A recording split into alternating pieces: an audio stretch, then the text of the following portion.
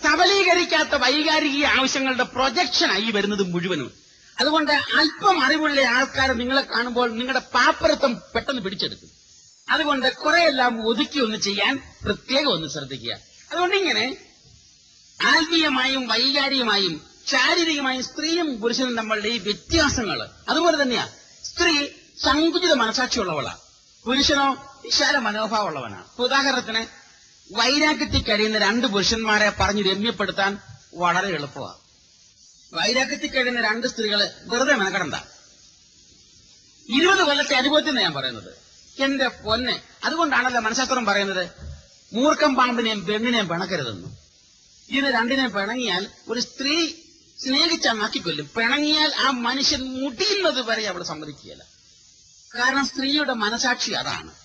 അതുകൊണ്ട് ഞാൻ പറഞ്ഞു വരുന്നത് അതും കൂടെ കുറച്ചൊന്ന് മനസ്സിലാക്കിക്കൊണ്ട് കുറെ അഡ്ജസ്റ്റ്മെന്റ് ചെയ്യാനും പ്രത്യേകം മനസ്സിലാക്കിയിരിക്കും. അതുപോലെ തന്നെ വേറെ ഒരു പ്രത്യേകത, പുരുഷന്റെ കണ്ണ് ചെല്ലാത്തടത്ത് സ്ത്രീയുടെ കണ്ണ് ചെല്ലും. അതാ വേറെ പ്രത്യേകത. അത് man has sight, woman has insight. ചില കാര്യങ്ങളില് പുരുഷന്റെ കണ്ണ് എത്താത്തിടത്ത് സ്ത്രീയുടെ കണ്ണെത്തും. അതുകൊണ്ട് കുടുംബത്തിലെ എല്ലാ കാര്യങ്ങളും നിന്റെ ഭാര്യയെ അറിയിച്ചുകൊണ്ടിരിക്കാമെങ്കിൽ പാളം തെറ്റിപ്പോകാതെ വഴിതെറ്റിപ്പോകാതെ വീട് ജപ്തി ചെയ്തു പോകാതെ രക്ഷ ഉണ്ടാക്കാം. 50,000 രൂപ പെട്ടെന്ന് കടം തീർക്കാൻ വേണ്ടി നീ 50% പലിശയ്ക്ക് എടുത്തിരിക്കുന്നത്. നീ ആ ഭാര്യ അറിയിച്ചിരുന്നെങ്കിൽ അവളൊന്ന് പരിഹാരം കണ്ടെത്തിയായിരുന്നേനെ. കാരണം അവിടെ സ്വർണ്ണമെല്ലാം കൂടെ വിട്ടാൽ തന്നെ 30,000 രൂപ കിട്ടും. പിന്നെ 10,000 രൂപ അവള് അല്പം സ്വരൂപിച്ചുണ്ടാക്കിയത് ബാങ്കിൽ കിടപ്പുണ്ട്. 10,000 രൂപ അപ്പനോട് കടവും മേടിച്ചു. 50,000 ആയില്ലേ? അവളോടൊരു വാക്ക് പറയാതെ കടം തീർക്കാൻ വേണ്ടി 50,000 രൂപ പോയി 50% പലിശ അങ്ങോട്ട് എടുത്തു. പിറ്റേ കൊല്ലം ജപ്തി ചെയ്യാൻ പോലീസുകാർ വരുമ്പോഴാണ് അറിയുന്നത്. പണ്ടൊരുത്തനെ കളിക്കാൻ മത്സരത്തിന് രാജാവ് വരുന്നതാ. ദൈവമേ, മത്സരത്തിൽ നിന്ന് അയാൾ വേർത്ത് ആകെപ്പാടെ തൊലി പൊളിഞ്ഞ് തോറ്റ് പാലിശാകുമെന്ന് മനസ്സിലായി. അങ്ങനെ രാജാവിരുന്ന് വിയർക്കുക. പെമ്പർനോക്കി ഇത് മനസ്സിലാക്കി വെച്ച് വന്ന് നോക്കി. തന്റെ ഭർത്താവിരുന്ന് വേർക്കുന്ന കണ്ട ചവള് നോക്കിപ്പം, എടാ ജയിക്കാനൊരു പഴുതുണ്ടല്ലോടാ, മത്സരമാണല്ലോ, ആംഗ്യം കാണിക്കാൻ മേല, പറയാൻ മേല, മുൻപിൽ പ്രത്യക്ഷപ്പെടാനും മേല, എന്നാണ് ചെയ്യുന്നത്? അവൾ എന്ത് ചെയ്തു? ഉറങ്ങിക്കിടന്ന കൊച്ചിനെ ഞുള്ളി ഉണത്തിയേച്ച് ഈച്ചു കൊടുത്തു.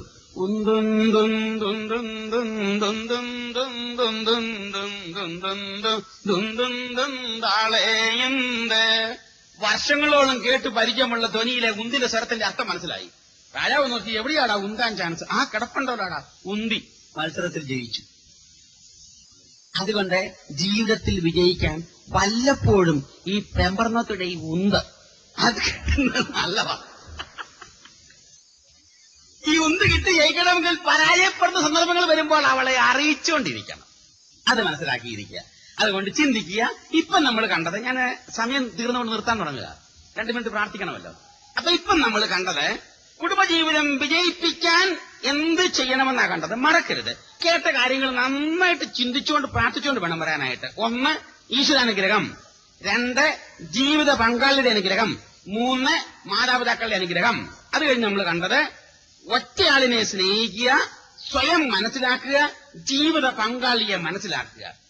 ഭാര്യ ഭർത്താക്കന്മാരേക്കുന്ന ആൾക്കാരെ ഓരോ ദിവസവും പ്രസംഗത്തിൽ കേൾക്കുന്ന കാര്യങ്ങള് വീട്ടിൽ പോയി ഭക്ഷണമെല്ലാം കുരിശുവരെയും കഴിഞ്ഞ് കിടക്കുന്നതിന് മുമ്പ് ആ ബെഡ് ഇരുന്നുകൊണ്ട് 5 മിനിറ്റ് ഒന്ന് ഡിസ്കസ് ചെയ്യുക, കേട്ടതിന്റെ വെളിച്ചത്തില്.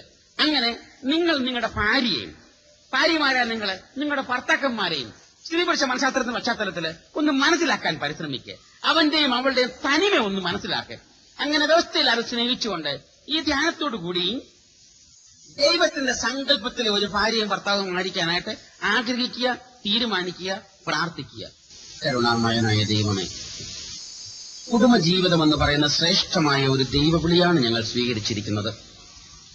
ഈ ദൈവവിളിയിലെ ആന്തരികമായ അതിന്റെ അർത്ഥവും അതിന്റെ കൗരാശിക വശവും മനഃശാസ്ത്ര വശവും ഒന്ന് മനസ്സിലാക്കാൻ ഞങ്ങൾ പരിശ്രമിക്കുകയായിരുന്നു. തിരുവചനം ശ്രദ്ധിച്ചപ്പോൾ ഞങ്ങൾക്ക് മനസ്സിലായി, എന്റെ ജീവിത പങ്കാളിയുടെ ഭാഗത്തല്ല പ്രശ്നം കിടക്കുന്നത്, എന്റെ ഭാഗത്താണ് എന്നെനിക്ക് മനസ്സിലാകുന്നു. കർത്താവായ ദൈവമേ, ഈ ദിവസങ്ങളിൽ തിരുവചനം ശ്രവിച്ചുകൊണ്ട് തിരുത്തിക്കുറിക്കേണ്ടത് പൂർണ്ണമായും തിരുത്തിക്കുറിക്കാനും ജീവിത പങ്കാളിയോട് വിഷമിപ്പിച്ചതിന് ക്ഷമ പറയണമെങ്കിൽ പറയാനും കൊടുക്കണമെങ്കിൽ കൊടുക്കാനുമുള്ള ഒരു മാനസികമായ നന്മ ഞങ്ങൾക്ക് നൽകണമേ. ജീവിത പങ്കാളിയെ മനസ്സിലാക്കലാണ് ജീവിത വിജയത്തിന്റെ അടിസ്ഥാന ഘടകമെന്ന് നമ്മൾ ചിന്തിച്ചെങ്കിൽ ഇന്നിനി നമ്മൾ വെറും പ്രാക്ടിക്കലായ കാര്യങ്ങൾ ചിന്തിക്കാൻ പോവുകയാണ്. വളരെ പ്രായോഗികമായ കാര്യങ്ങൾ. കാരണം 2 ദിവസം ഞാൻ കള ഒരുക്കുകയായിരുന്നു. ഇന്ന് 10 പൈസ മുടക്കില്ലാത്തതും എന്നാൽ കുടുംബം സ്വർഗമാക്കാൻ സാധിക്കുന്നതുമായ പ്രാക്ടിക്കൽ കാര്യങ്ങൾ. ഉദാഹരണത്തിന് നിങ്ങൾ എന്തെന്ന് ചോദിക്കുക, അച്ഛാ ഞാൻ ധ്യാനത്തിൽ കൂടുന്ന പ്രസംഗം കേൾക്കുന്നുണ്ട്, ഞാൻ കല്യാണം കഴിച്ചിട്ട് ഇത്രയും വർഷമായി, അല്ലെ പിള്ളേർ ഇത്രയുണ്ട്, ഭർത്താവുണ്ട്, ഭാര്യയുണ്ട്, ഇന്ന് എനിക്ക് പ്രാക്ടിക്കലായിട്ട് എനിക്ക് എന്ത് ചെയ്യാൻ പറ്റും? പ്രായോഗികമായിട്ട് എന്റെ ഭർത്താവിന് ഇണങ്ങിയ ഒരു ഭാര്യയായിട്ട് എനിക്ക് എങ്ങനെ മാറാൻ പറ്റും? അല്ലെ എന്റെ ഭാര്യയ്ക്ക് ഇണങ്ങിയ ഒരു ഭർത്താവായിട്ട് എനിക്ക് എങ്ങനെ മാറാൻ പറ്റും? അത് പ്രായോഗികമായിട്ട് എന്ത് ചെയ്യണം? അതാണ് നമ്മൾ പറയാൻ പോകുന്നത്. ഞാൻ പറഞ്ഞു ജീവിത പങ്കാളിയെ മനസ്സിലാക്കണമെന്ന് പറഞ്ഞു. ഭാര്യ ഭർത്താവിനെയും ഭർത്താവ് ഭാര്യയെയും മനസ്സിലാക്കണം. കുടുംബജീവിതം വിജയിപ്പിക്കണമെങ്കിൽ നമ്മൾ അധികം പുണ്യം പറഞ്ഞു പോകാതെ പ്രായോഗിക ജീവിതത്തിലെ അനുദിന ജീവിതത്തിലെ തമ്പുരാന്റെ സങ്കല്പത്തിലെ ജീവിതത്തിലെ ചെയ്തികളെ വ്യവസ്ഥപ്പെടുത്തുക എന്ന് പറയുന്നതാണ് അതിപ്രധാനമായ കാര്യം. ഞാൻ ഇന്നലെ സൂചിപ്പിക്കുകയുണ്ടായി, 99% സ്ത്രീകളും ഭർത്താക്കന്മാരാരാണെന്നും പുരുഷന്റെ ശാസ്ത്രം എന്തെന്ന് മനസ്സിലാക്കാൻ മെനക്കെടാറില്ല. അതുപോലെ തന്നെയാണ് 98% പുരുഷന്മാർക്കും സ്ത്രീ മനഃശാസ്ത്രം എന്ത്, ഒരു സ്ത്രീയുടെ മനസ്സിന്റെ പോക്ക് എന്താണ്, ആഗ്രഹം എന്താണ്, ഇത് മനസ്സിലാക്കാറില്ല. ഇത് മനസ്സിലാക്കാത്തത് കൊണ്ട് കുടുംബത്തിൽ എപ്പോഴും ടെൻഷൻ ഇങ്ങനെ പൊങ്ങി നിൽക്കും. എപ്പോഴും ടെൻഷൻ ഇങ്ങനെ പൊങ്ങി നിൽക്കും.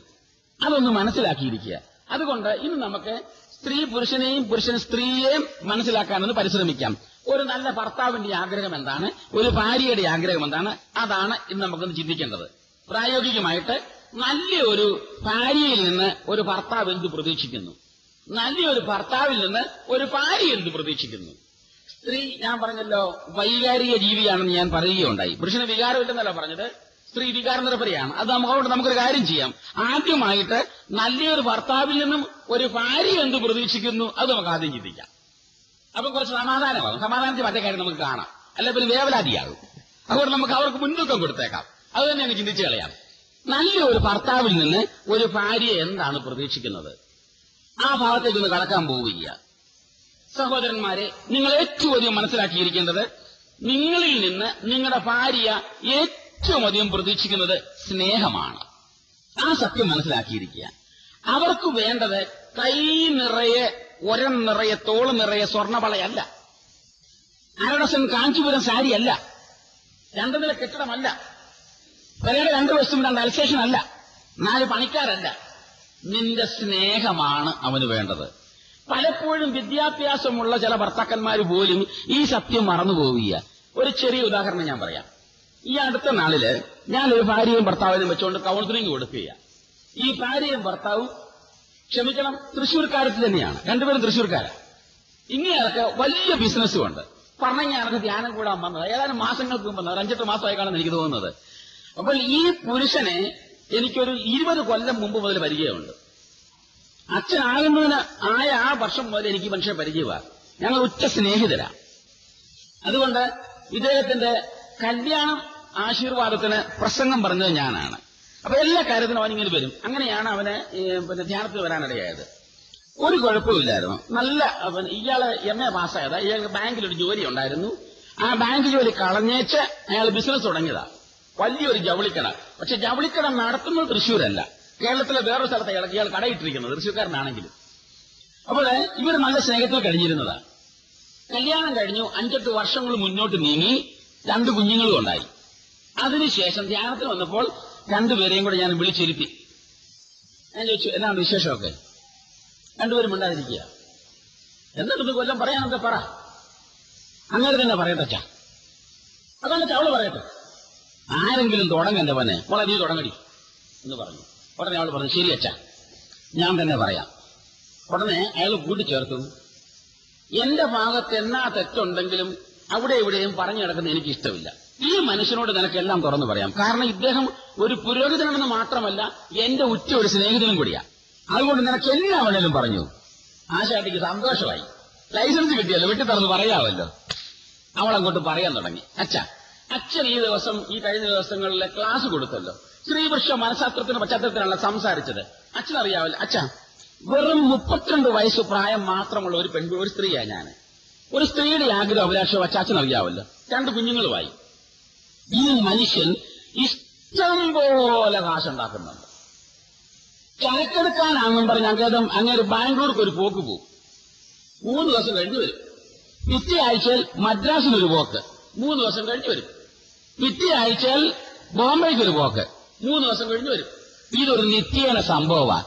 ഈ 2 കുഞ്ഞുങ്ങളെയും കൊണ്ട് ഞാൻ ഒറ്റയ്ക്ക് ഇവിടെ കഴിഞ്ഞാണ്. എന്തിനാ അങ്ങനെ ജീവിക്കുന്നത്?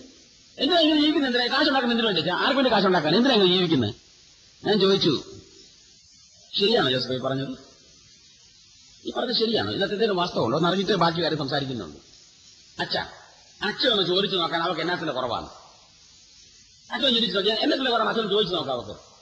20 ലക്ഷം രൂപ മുടക്കി ഞാൻ ഒന്നാന്തര ചിപ്സിട്ട് ഒരു ഡബിൾ നില 2 നില കെട്ടിടം പണിതിട്ടുണ്ട്. വീട്ടിലാണെങ്കിൽ വെള്ളം കോരാൻ പോകേണ്ട ഗ്യാസ് ഉണ്ട്, പൈപ്പ് സിസ്റ്റം ഉണ്ട്. തീ കത്തിക്കേണ്ട ഗ്യാസ് സിസ്റ്റം ഉണ്ട്. അതുപോലെ തന്നെ അകത്തെ ജോലി നോക്കാൻ ആൾക്കാരുണ്ട്, പുറത്തെ ജോലി നോക്കാൻ ആൾക്കാരുണ്ട്. അതുപോലെ തന്നെ എങ്ങോട്ടെങ്കിലും പോകണമെങ്കിൽ ഭർത്താക്കന്മാര് തമ്മിൽ സ്നേഹം പുലർത്തുമ്പോൾ ഇങ്ങനെ എന്തെങ്കിലും ഇടയ്ക്ക് കയറി വരും. അങ്ങനെ ഈ ബന്ധം തകരുന്നത്. അതുകൊണ്ട് ഇങ്ങനെ അനാവശ്യമായ കാര്യങ്ങളിൽ തുളച്ചു കയറാതിരിക്കാൻ ശ്രദ്ധിക്കുക. അപ്പോൾ ഈ മനുഷ്യൻ പറയുകയായിരുന്നു, അവർക്ക് എണ്ണത്തിന്റെ കുറവാണ്. അപ്പൊ ഗ്യാസ് ഉണ്ട്, പൈപ്പുണ്ട്, സിസ്റ്റം ഉണ്ട്, പിന്നെ അകത്ത് ജോലിക്കാരുണ്ട്, പുറത്ത് ജോലിക്കാരുണ്ട്. എങ്ങോട്ടെങ്കിലും ഒന്ന് പോകണമെങ്കിൽ 2 കാറുണ്ട്, 2 ഡ്രൈവർമാരും ഉണ്ട്. എന്റെ പിന്നെ ഞാൻ 2 ദിവസത്തേക്ക് എങ്ങോട്ടെങ്കിലും ഒന്ന് മാറിയ എന്നാ? അതിനെന്താ അവൾ പരാതിപ്പെടുന്നത്? അവർക്ക് 2 ഡ്രൈവർമാരില്ലായോ? എന്താ ചെയ്യുന്നത്? അവർക്ക് 2 ഡ്രൈവർമാരില്ലായോ? ഏതാ മനുഷ്യൻ, നീ മനസ്സിലാക്കേണ്ടത് അവൾക്ക് വേണ്ടത് ഡ്രൈവറെയല്ല, നിന്നെയാ വേണ്ടത്. ആ സത്യം നീ മനസ്സിലാക്കിയിരിക്കുക. അതാണ് ഞാൻ പറഞ്ഞത്. പലപ്പോഴും ഈ പുരുഷന്മാരുടെ ചിന്താഗതി എന്താണെന്ന് അവർ മനസ്സിലാക്കുന്നില്ല. നിന്റെ സാന്നിധ്യം, നിന്റെ സ്പർശം, നിന്റെ സ്നേഹം അത് അനിവാര്യമാണ്. നിന്റെ ഭാര്യ നിന്നും ഏറ്റവും അധികം ആഗ്രഹിക്കുന്നത് അത് മാത്രമാണ്. വാക്കുകൊണ്ടും പ്രവൃത്തി കൊണ്ടും സ്നേഹം പ്രകടിപ്പിക്കുക. എന്റെ ഭർത്താവ് എന്നെ ജീവനെപ്പോലെ സ്നേഹിക്കുന്നെന്ന് മനസ്സിലാകാമെങ്കിൽ എന്തെല്ലാം സംഭവിച്ചാലും ഒരു പ്രശ്നവുമില്ല. രോഗം വന്നാലും കൊള്ളാം, അസുഖം വന്നാലും കൊള്ളാം, മക്കളുണ്ടായില്ലേലും കൊള്ളാം, ജോലിത്തിരക്കൊണ്ടേലും കൊള്ളാം, നോ പ്രോബ്ലം. എന്റെ ഭർത്താവ് എന്നെ ജീവനെപ്പോലെ സ്നേഹിക്കുന്നുണ്ട്, അത് മതി അവക്ക്. അതുണ്ടെങ്കിൽ അവൾ സംതൃപ്തിയാണ്. ഈ സത്യം നീ ഒന്ന് മനസ്സിലാക്കിയിരിക്കുക. നിങ്ങൾക്ക് നിങ്ങളുടെ ഈ ഭാര്യമാരോട് സ്നേഹമില്ല എന്ന് ഞാൻ പറയുന്നില്ല. പലപ്പോഴും നിങ്ങൾക്ക് ഈ സ്നേഹം പ്രകടിപ്പിക്കാൻ അറിയത്തില്ല. ഭാര്യമാർക്കെന്ന് പറഞ്ഞാൽ ഈ സ്നേഹം പ്രകടിപ്പിച്ചു കാണും. വാക്കുകൊണ്ടും പ്രവൃത്തി കൊണ്ടും പ്രകടിപ്പിച്ചു കാണാൻ ആഗ്രഹിക്കുന്നവളാണ്. ഒരു ചെറിയ ഉദാഹരണം പറഞ്ഞാൽ, ഞാൻ ഈ പുളിങ്ങുന്നതിനപ്പുറത്ത് കായൽപ്പുറമെന്നും പറഞ്ഞൊരു സ്ഥലമുണ്ട്. ഞാൻ അവിടെ 6 ദിവസത്തേക്ക് ദമ്പതികൾക്കുള്ള കാര്യസന്ധ്യാനം നടത്തുകയാണ്. അപ്പം പള്ളിയുടെ ഫ്രണ്ട് വശവും സൈഡും വെള്ളമാണ്. 2 സൈഡേ കരയുള്ളൂ, 2 സൈഡ് വെള്ളമാണ്. വെള്ളത്തിനോട് ചേർന്നായി പള്ളി ഇരിക്കുന്നത്.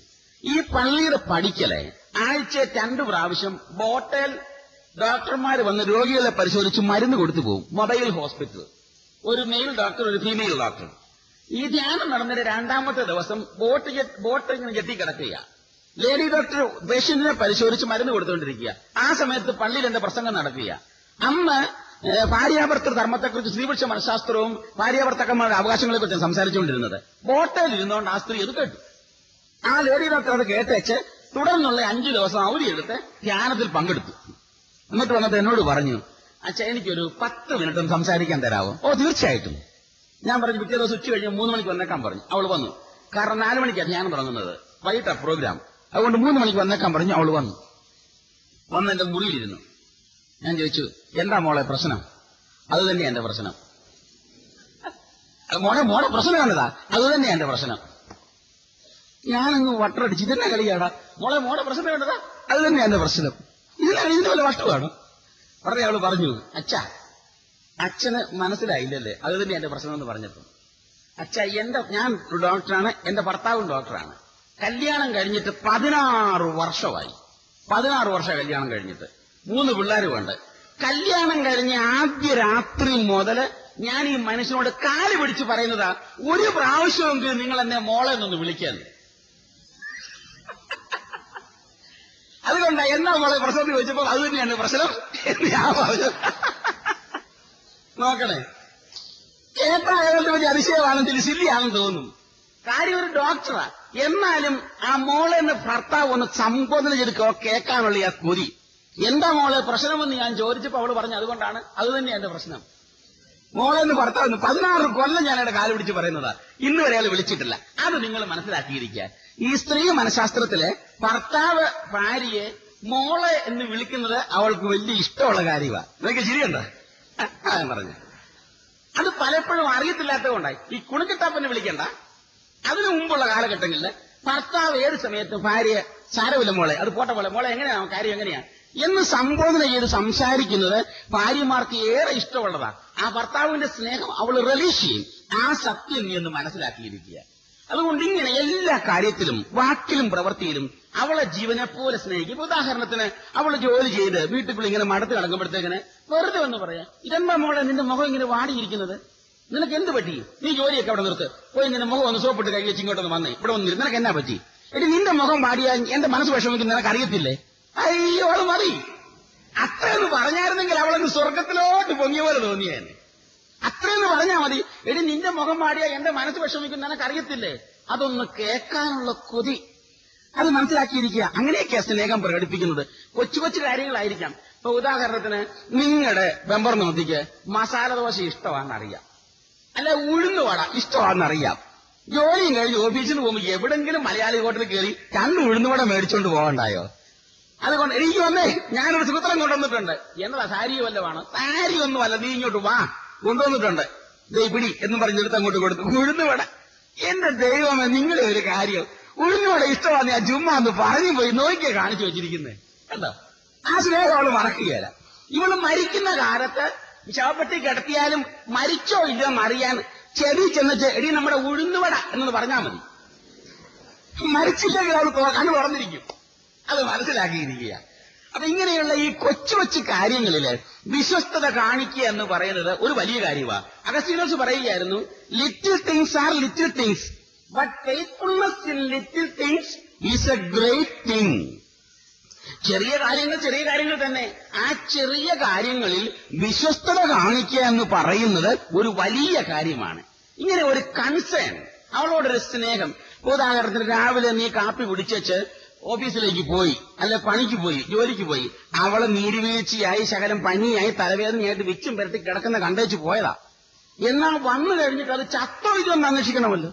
വന്ന ഉടനെ മൂത്ത മോളെ ഒരു ഷാലിൽ കാപ്പി കൊണ്ടുപാടി, ചായ കൊണ്ടുപാടി, പത്രം കൊണ്ടുപോവാ, കൊച്ചു സ്കൂളിൽ നിന്ന് വന്നോ, പിന്നെ എന്നാണ് ഇവിടെ പത്രം വന്നോ, മറ്റത് വന്നോ, മറിച്ചത് വന്നോ, ഈ കാര്യം അന്വേഷിച്ച് റേഡിയോയും കേട്ട് പത്രം വാർത്ത് അവിടെ ഇരിക്കുക. ബെമ്പർമോത്തി പനിച്ച് തലവേദനയായിട്ട് കിടക്കുന്ന കണ്ടുവച്ച് പോയതാ. ആ മനുഷ്യൻ വന്നിട്ട് ഇനി അധികം അവൾ ചത്തോ ഇല്ലയോ എന്ന് അന്വേഷിക്കുകയല്ല, ഇനിയിപ്പോ രാത്രിയിൽ അന്വേഷിക്കുന്നത് ജീവിച്ചിരിപ്പുണ്ടോ ഇല്ലയോ എന്നുള്ളത്. അതൊന്ന് മനസ്സിലാക്കിയിരിക്കുക. നേരെ മറിച്ച് വന്നു കയറിയ ഉടനെ അവള് കിടക്കുന്ന മുറിയിലോട്ടൊന്ന് പോയി ആ കട്ടിലെ പോയി ഇരുന്നിട്ട് മോളെ എങ്ങനെയുണ്ട് ആ നെറ്റിയിലൊന്ന് തൊട്ടേച്ച് ആ കൈയെടുത്ത് മടിയിലോട്ട് വെച്ച് തൂത്തോണ്ട് മോളെ എങ്ങനെയുണ്ട് ഒന്നും ചോദിച്ചു കഴിയുമ്പോൾ തന്നെ അതിന്റെ പനി അങ്ങ് മാറിക്കോളൂ. അത് ആ സ്നേഹമൊന്ന് കിട്ടിയാൽ മതി. എങ്ങനെയുണ്ട് മോളെ ചോദിച്ചെടി, എനിക്ക് ലീവില്ലാഞ്ഞോട്ട് ഞാൻ പോയതാ, നീ കിടക്കുന്ന കണ്ടെച്ച് എനിക്ക് പോകാൻ മനസ്സുണ്ടായിട്ടില്ല, ഞാൻ പോയെങ്കിലും എന്റെ മനസ്സ് ഇവിടെയായിരുന്നു മോളെ, നിന്നെക്കുറിച്ച് ഞാൻ അത് കാരണം ഭക്ഷണം പോലും കഴിച്ചിട്ടില്ല, സന്തോഷമായി. ആ ഒരു concern, sensitivity to the needs of your life partner, ജീവിത പങ്കാളിയുടെ ആവശ്യങ്ങൾക്കനുസരിച്ചുള്ള വികാരത്തിന്റെ ചലനം, അത് വളരെ പ്രധാനപ്പെട്ടതാണ്. പലപ്പോഴും പുരുഷന്മാരെ നിങ്ങൾ ഒത്തിരി ജോലി ചെയ്യാൻ കഷ്ടപ്പെടുകയും പണം ഉണ്ടാക്കുകയും ചെയ്യും, പക്ഷെ നിങ്ങളുടെ ഭാര്യമാരുടെ വികാരം നിങ്ങൾ മനസ്സിലാക്കാറില്ല പലപ്പോഴും. അത് ഞാൻ ധൈര്യമായിട്ട് പറയാൻ കാരണം 20 വർഷമായി ഭാര്യ ഭർത്താക്കന്മാർക്ക് കൗൺസിലിംഗ് കൊടുക്കാൻ തുടങ്ങിയിട്ട്. 20 കൊല്ലമായി. എത്രയായിരം ഭാര്യ ഭർത്താക്കന്മാരെ ശ്രദ്ധിച്ചിട്ടുണ്ട്. ആ അനുഭവത്തിന് വെളിച്ചത്തിൽ ചില കാര്യങ്ങൾ ഞാൻ സംസാരിക്കുന്നത് വെറും പ്രായോഗികമായിട്ട്. അതുകൊണ്ട് അതൊന്ന് മനസ്സിലാക്കിയിരിക്കുക. വാക്കുകൊണ്ടും പ്രവൃത്തി കൊണ്ടും സമീപനം കൊണ്ടും അവളെക്കുറിച്ചുള്ള ഒരു കൺസേൺ, ഒരു പരിഗണന, ഒരു സ്നേഹം, ഏത് കാര്യത്തിലും ഊഷ്മളമായ സ്നേഹം, ടെൻഡർ ലവ്, അത് കൊടുത്തു കഴിഞ്ഞാൽ അവൾ സംതൃപ്തിയാണ്. ഈ ലോകത്തിൽ മറ്റൊന്നും വേണ്ട. കാരണം ഭർത്താവിന്റെ സ്നേഹത്തിന് വേണ്ടി ദാഹിക്കുന്നവളാവൾ, അത് മനസ്സിലാക്കിയിരിക്കുക. അതുകൊണ്ട് എല്ലാ കാര്യത്തിലും ഭർത്താക്കന്മാരെ ജീവനെ പോലെ അവളെ സ്നേഹിക്കുക, അതാണ് ഏറ്റവും പ്രധാനപ്പെട്ടത്. അത് കഴിഞ്ഞാൽ ഒരു വ്യക്തി എന്ന നിലയിലുള്ള അംഗീകാരം കൊടുക്കുക. നിന്റെ ഭാര്യ വെട്ടുകത്തിയോ ചെരവയോ തൂമ്പായോ ചൂലോ ഒന്നുമല്ല, എല്ലും പല്ലും മജ്ജയും ദശയും വികാരമുള്ള ഒരു വ്യക്തിയാണെന്ന് മനസ്സിലാക്കിയിരിക്കുക. അതുകൊണ്ട് ഒരു വ്യക്തി എന്ന നിലയിലുള്ള അംഗീകാരം അവൾക്കൊന്ന് കൊടുക്കുക. അവളൊരു മനുഷ്യ വ്യക്തിയാണ്, അത് കാണ്ടാമൃഗമല്ല. അതിനും വേണം വിശ്രമം, വേണം കാര്യങ്ങൾ വേണം, അത് മനസ്സിലാക്കിക്കൊണ്ട് ആ വ്യക്തി എന്ന നിലയിലുള്ള അംഗീകാരം അവൾക്ക് കൊടുക്കുക. അത് കഴിഞ്ഞാൽ സ്ത്രീ എന്ന നിലയിലുള്ള അംഗീകാരം കൊടുക്കുക. അവളൊരു സ്ത്രീയാണ്, അത് നീ മറക്കരുത്. സ്ത്രീയുടെ വൈകാരികമായ ആവശ്യങ്ങൾ എന്തെങ്കിലും നമ്മൾ കാണുകയുണ്ടായി. അവൾക്ക് പിന്നെ കൊച്ചുങ്ങളുണ്ട്, കൊല കുടിക്കുന്ന കൊച്ചുണ്ട്, അവൾക്ക് മാസം തോറും മാതൃത്വത്തിന്റെ മുറ അതിങ്ങനെ നടന്നുകൊണ്ടിരിക്കും. ഇതൊക്കെ ഒന്ന് മനസ്സിലാക്കാനുള്ള വികാരം നമുക്കുണ്ടായിരിക്കണം. പ്രത്യേകിച്ച് മെൻസസ് ടൈമിൽ അവൾക്ക് ചിലപ്പോൾ ദേഷ്യം കൂടിയെന്നിരിക്കും, അരിശപ്പെട്ടെന്നിരിക്കും, ചിലപ്പം പ്രതികൂലമായി അവൾ പ്രതികരിച്ചെന്നിരിക്കും. അതൊക്കെ മനസ്സിലാക്കാൻ കഴിവുള്ളവനായിരിക്കണം പുരുഷൻ. കാരണം പലർക്കും ഞാൻ പറഞ്ഞില്ലേ, മാസം തോറും അവളുടെ ഉദരത്തിൽ മാതൃത്വത്തിന് വേണ്ടി ദൈവം അവളെ ഒരുക്കുകയാണ്. ആ ദിവസങ്ങളില് ചിലപ്പോൾ അവളുടെ സ്വഭാവത്തിന് മാറ്റം വരും. കാരണം ചിലപ്പോൾ അല്പം വേദന, അല്ലെങ്കിൽ വയറ്റ് വേദന, ഛർദ്ദില്, മറ്റ് ഡിസോർഡേഴ്സ് ഉണ്ടാകും. നിങ്ങൾക്കറിയാം അതൊക്കെ. ആ ദിവസങ്ങളില് സാധാരണ കാണുന്നതിനേക്കാൾ വ്യത്യസ്തമായ ടെമ്പർമെന്റ്, ചിലർക്ക് പെട്ടെന്ന് ദേഷ്യം വരും, ചിലർക്ക് മുൻകോപമായിരിക്കാം, ചിലർക്ക് എടുത്തിയാട്ടമായിരിക്കും. പക്ഷെ അതൊക്കെ മനസ്സിലാക്കാൻ കഴിവുള്ളവനായിരിക്കണം പുരുഷൻ എന്ന് പറയുന്നത്. ശ്രീനാഞ്ചിത്തം ദേവോന ജാനാതി കുതോ മനുഷ്യ. ശ്രീനാഞ്ചിത്തം ദേവോന ജാനാതി കുതോ മനുഷ്യ. സ്ത്രീയുടെ ചിത്തം, സ്ത്രീയുടെ മനസ്സിന്റെ പോക്ക്, സ്ത്രീയുടെ ആഗ്രഹം, സ്ത്രീയുടെ ചാബല്യങ്ങൾ ദേവോന ജാനാതി, ദേവന്മാർക്ക് പോലും മനസ്സിലാകുകയില്ല. കുതോ മനുഷ്യ, പിന്നെ മനുഷ്യനെങ്ങനെ മനസ്സിലാക്കാനാണ്? അപ്പൊ ചിന്തിച്ചോണം, ദേവന്മാർക്ക് പോലും പിടികിട്ടുകയില്ലാത്ത ഒരു സാമാനത്തിനെയാ കൈ കിട്ടിയിരിക്കുന്നത്. ആ സത്യം മറക്കരുത്. അതനുസരിച്ച് വിവേചിച്ച് അവളെ ഗ്രഹിക്കാനുള്ള ഒരു പരിശ്രമം കൂടെ നടത്തണം.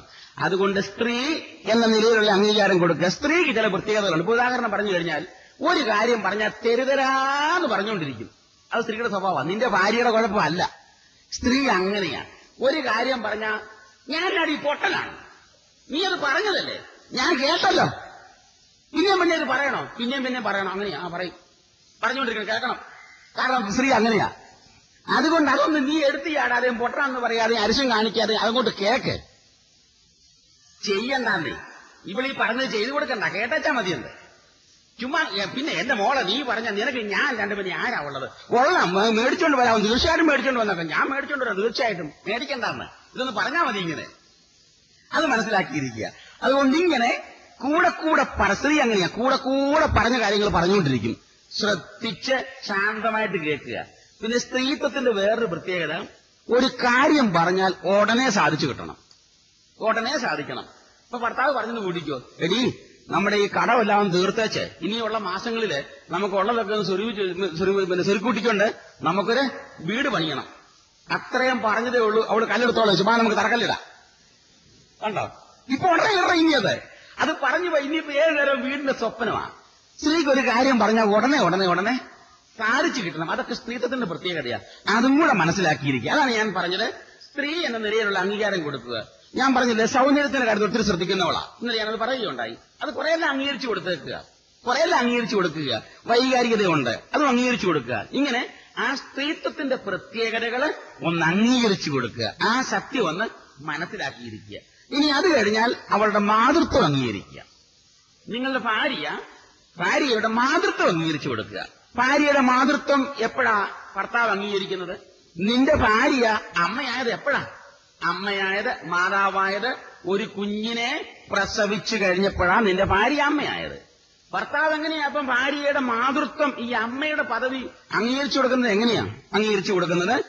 നീ ജന്മം കൊടുത്തിയ ആ കുഞ്ഞിനെ താലോലിക്കുകയും അതിന് ഭക്ഷണം കൊടുക്കുകയും കുളിപ്പിക്കുകയും ഉടുപ്പിടുകയും അതിനെ ഉറക്കുകയും ലാളിക്കുകയും കൊഞ്ചിക്കുകയും കൊണ്ടു നടക്കുകയും സൂക്ഷിക്കുകയും എല്ലാം ചെയ്യുമ്പോൾ ഭർത്താവ് ചെയ്യുന്ന എന്നതാ ഭാര്യയുടെ മാതൃത്വം അംഗീകരിച്ചു കൊടുക്കുക. ഈ കൊച്ച് ഉണ്ടായതോടുകൂടി എന്റെ ഭാര്യ അമ്മയായി.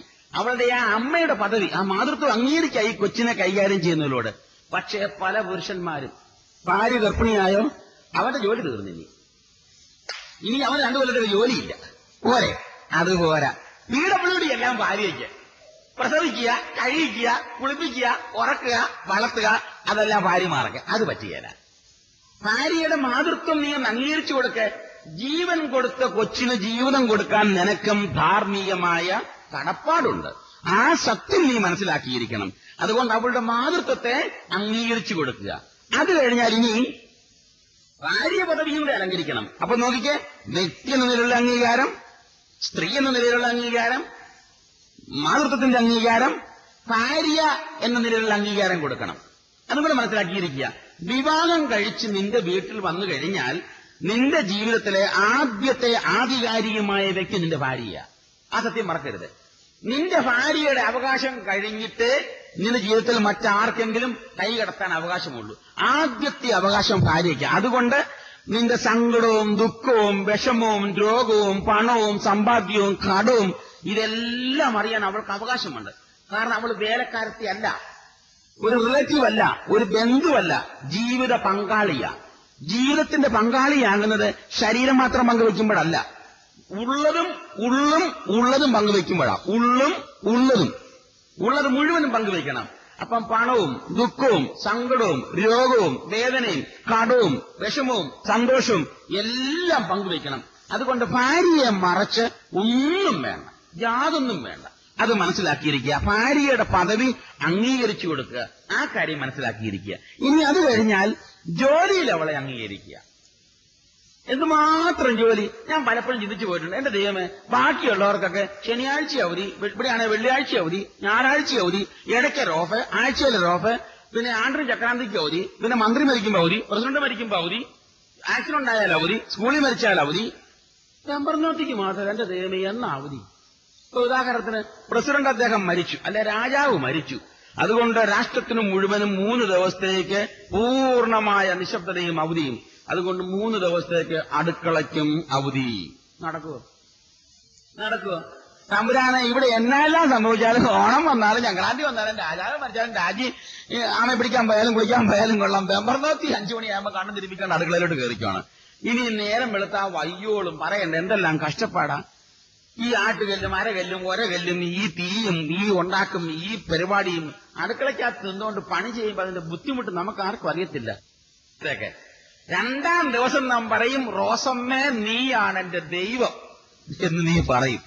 ആ വൈഷമ്യം ബുദ്ധിമുട്ട് അന്നേരം മനസ്സിലാകത്തുള്ളൂ. അതുകൊണ്ട് അത് മനസ്സിലാക്കിക്കൊണ്ട് അതൊന്ന് അംഗീകരിച്ചു കൊടുക്കുക. ഇതെങ്ങനെയാ? ഒരു ശകലം അടുക്കി പിടിച്ചു, അല്ലെ പുകടിച്ചു പോയി, അല്ലെ പുക കയറി, അല്ലെ വെന്തില്ല, അല്ലെ അളിഞ്ഞുപോയി, അല്ലെ ഉപ്പ് കൂടിപ്പോയി, ചീത്തയായി, തെറിയായി, 5 ദിനാറായിട്ട് തെളിച്ചു വെച്ചുകൊണ്ട് ഉടനെ ഹോട്ടലിലേക്ക് ഒരു പോക്കായി. അതാണ് സ്വഭാവം, അതാണ് പെരുമാറ്റം. അത് നീ മനസ്സിലാക്കിയിരിക്കുക. ഇതേ ഈ സംഗതി അടുപ്പ് വെച്ചു കൊക്കി കുളക്കരക്കിരിക്കുന്ന പോലെ ഇതിന്റെ മുകളിൽ കൂട്ടിരിക്കുകയല്ല. ഗ്യാസ് അത് വേഗം കത്തുകയും ചെയ്യും. ഇത് അടുപ്പ് വെച്ചു കൊച്ച നേരത്തേക്ക് കരഞ്ഞു. അന്നേരം അവിടെ ആരാണ്ട് മണി അടിച്ചു. അതിനൊക്കെ ഇങ്ങനെ ഷർട്ട് തേക്കാൻ പോയി, അയൺ ഓൺ ചെയ്ത് വെച്ചിരിക്കുക, അത് ചെയ്യാൻ പോയി. അന്നേരത്തേക്ക് ഇവിടെ എന്നാ ചെയ്തു? പയറിന് ചായ ചുപ്പും ചേർത്ത് അടുപ്പ് വെച്ച് അങ്ങോട്ട് പോയത് കൊച്ചു കരഞ്ഞു. അതിനെ ഉറക്കേച്ച് വന്നപ്പോഴത്തേക്കിന് ഈ ഉപ്പി ചേർത്ത കാര്യം മറന്നുപോയി. രണ്ടാമത് വീണ്ടും ഉപ്പി ചേർത്തു. അപ്പൊ ഇന്ന് ഉച്ചയ്ക്ക് കിട്ടുന്ന എന്നതാ? ഉപ്പിലിട്ട പയറ്. മനസ്സിലായോ? ബഹളം വെക്കണ്ട, അരിശം വെക്കണ്ട, ദേഷ്യപ്പെടണ്ട, നല്ല ടേസ്റ്റാന്ന് പറഞ്ഞ് കഴിച്ചാട്ടെ. അത് മനസ്സിലാക്കിയിരിക്കുക. കാരണം 100 കൂട്ടം കാര്യങ്ങളോ. ഞാൻ പറഞ്ഞില്ലേ, ഒരു സ്ത്രീ ഒരു സമയത്ത് പല കാര്യങ്ങളിൽ ശ്രദ്ധിക്കും. അതുകൊണ്ട് അത് മനസ്സിലാക്കിക്കൊണ്ട് അവിടെ കഷ്ടപ്പാടും ബുദ്ധിമുട്ടും വേദനയും മനസ്സിലാക്കി ആ ജോലിയിൽ അവളെ ഒന്ന് അംഗീകരിക്കുക. ഒരു നല്ല വാക്ക് പറഞ്ഞാൽ മതി. എങ്ങനെയാ? ജന്മദിനം വരും, വെഡിങ് ആനിവേഴ്സറി വരും, ബർത്ത്ഡേ വരും. അന്ന് 1-ാം തരം കോഴി അവൾ കറി വെക്കും. നല്ല ടേസ്റ്റായിട്ട് നല്ല ഫസ്റ്റ് ക്ലാസ് നല്ല പപ്പാസ് ഉണ്ടാക്കി വെക്കും.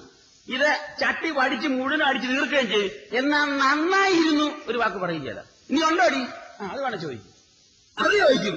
എന്നാൽ ഈ നന്നായിരുന്നു ഒരു വാക്ക്, എന്റെ മോളെ നിന്നെ ഇതാരടി പഠിപ്പിച്ചത്? എന്നാ ടേസ്റ്റ് അടി, അല്ലേലും നിന്റെ കൈ കൊണ്ട് വല്ലതും ഒന്ന് ഉണ്ടാക്കിയാൽ എന്നാ ടേസ്റ്റാ. ഞാനൊരു ഭാഗ്യവാനാ. ഒരു പ്രാവശ്യം ഇതൊന്ന് പറയാൻ അവനെ, അതൊന്ന് കേട്ടോ അവൾ മരിച്ചോട്ടെ. പലപ്പോഴും വീടുകളിൽ ചെല്ലും പറയാം നല്ല ടേസ്റ്റാന്ന് പറഞ്ഞ എന്റെ അച്ഛനേലും പറഞ്ഞില്ല, എന്റെ കെട്ടിയത് ഒരിക്കലും ഇത് പറഞ്ഞു കേട്ടിട്ടില്ല. അതൊന്ന് മനസ്സിലാക്കിയിരിക്കുക. അതുകൊണ്ടൊരു അംഗീകാരം, റെക്കഗ്നിഷൻ, ജോലിയിൽ അവളെ അംഗീകരിക്കുക. അവൾ പണിതോളും, എന്തുമാത്രം ജോലി വേണം ചെയ്തോളും. എന്റെ ഇത്രയെന്ന് പറഞ്ഞാൽ മതി. എന്റെ മോളെ, നിന്റെ കഷ്ടപ്പാട് ഓർക്കുമ്പോൾ സത്യം പറഞ്ഞ എന്റെ മനസ്സുരുകുക. ഇനി നമ്മുടെ ഇന്നത്തെ സാഹചര്യത്തില് വീട്ടുവേലയ്ക്ക് ഒരാളെ നിർത്താനുള്ള ഒരു ചുറ്റുപാട് എനിക്കില്ല. അതുകൊണ്ടാണ് നിർത്താത്തത്. എന്ത് പണിയാ എന്റെ മോളെ നീ നേരം എടുത്ത വയ്യോൽ ഇവിടെ കിടന്ന് ചെയ്യുന്നത്? അപ്പൊ സത്യം പറഞ്ഞ എനിക്ക് ഓർക്കുമ്പോഴത്തേക്കിനും മനസ്സ് വേദനിക്കുക. മതി, അത്രയൊന്ന് പറഞ്ഞാൽ മതി. ഞാൻ ചെയ്യുന്നത് നീ കാണുന്നുണ്ടല്ലോ, അത്രയൊന്ന് അറിഞ്ഞാൽ മതി. ഇത് കണ്ട പുറപ്പാടില്ല. നീ ഇവിടെ എന്നാ കാണിച്ചത്? എന്നാ കാണിച്ചു വിട്ടിരുന്നോണ്ട് തേങ്ങ വെച്ചോണ്ടിരുന്ന ഒരു ചമ്മന്തി അരച്ച് ഒരു കഞ്ഞി ഉണ്ടാക്കി വെച്ചു കണ്ടോ? ഇത് പറയാതെ അവള് ചെയ്യുന്ന എന്തെന്ന് ഒന്ന് അംഗീകരിച്ചു കൊടുക്കുക.